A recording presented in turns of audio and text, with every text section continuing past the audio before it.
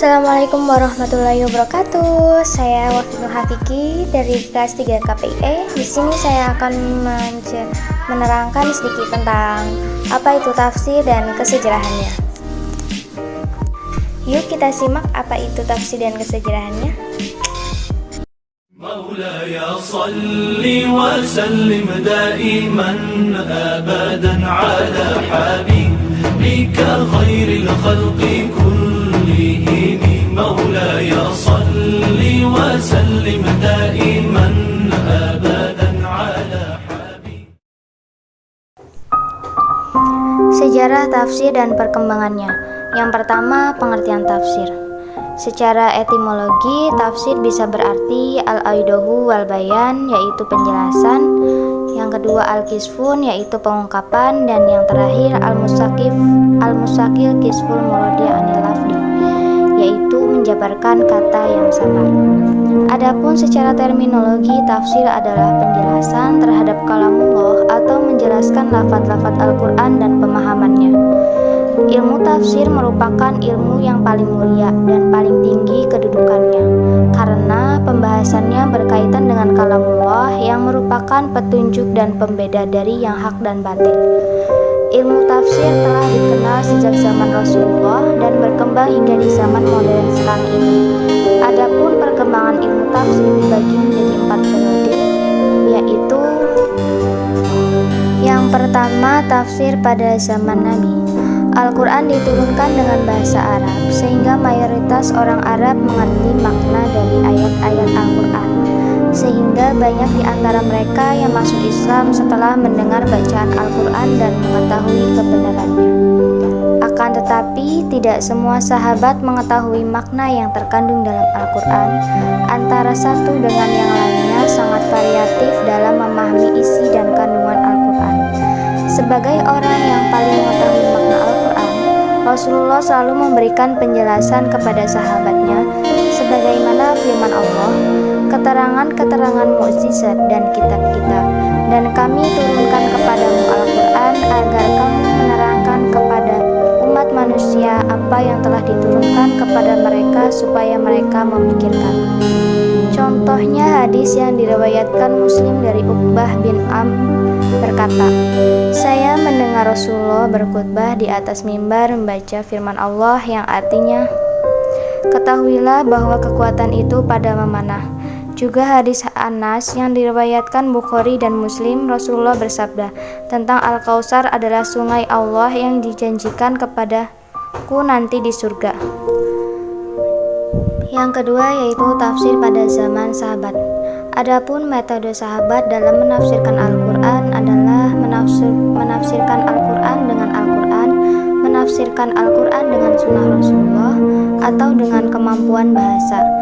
Adat apa yang mereka dengar dari ahli kitab Yahudi dan Nasrani yang masuk Islam dan telah bagus keislamannya.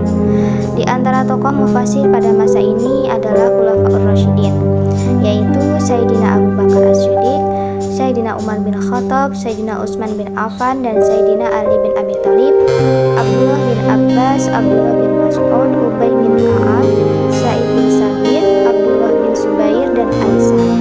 Namun yang paling banyak menafsirkan dari mereka adalah Ali bin Abi Thalib, Abdullah bin Mas'ud, dan Abdullah bin Abbas yang mendapatkan doa dari Rasulullah. Penafsiran sahabat yang didapatkan dari Rasulullah kedudukannya sama dengan hadis marfu, atau paling kurang adalah mauquf. Tafsir pada zaman tabi'in. Metode penafsiran yang digunakan pada masa ini tidak jauh berbeda dengan masa sahabat, karena para tabi'in mengambil tafsir dari mereka. Dalam periode ini muncul beberapa madrasah untuk kajian ilmu tafsir. Di antaranya, yang pertama Madrasah Makkah atau Madrasah Ibnu Abbas yang melahirkan mufasir terkenal seperti Mujahid bin Zubair, Sa'id bin Zubair, Ikrimah Maula Ibnu Abbas, Tawus Al-Yamani, dan Atha bin Abi Rabah.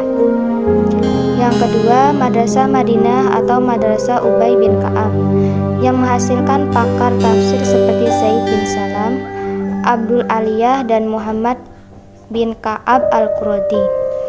Dan yang terakhir yaitu Madrasah Irak atau Madrasah Ibnu Mas'ud.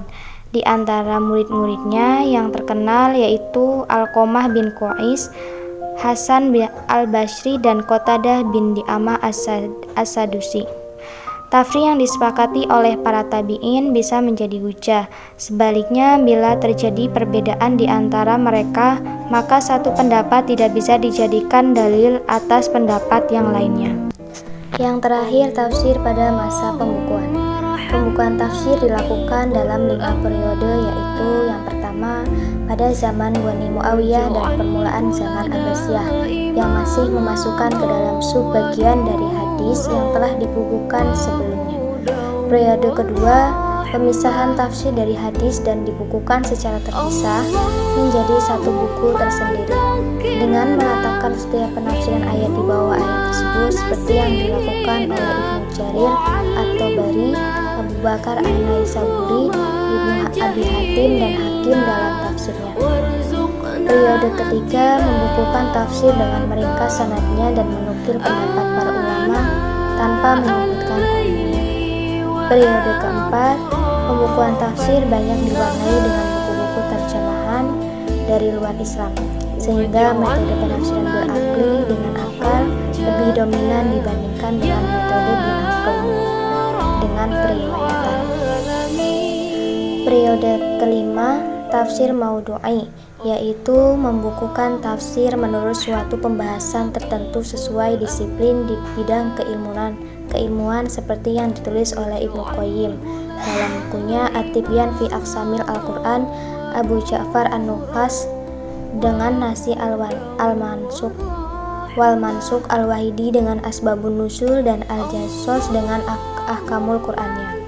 Metode penafsiran yang banyak dilakukan oleh para musafir adalah yang pertama, tafsir bil matsur atau bil riwayah.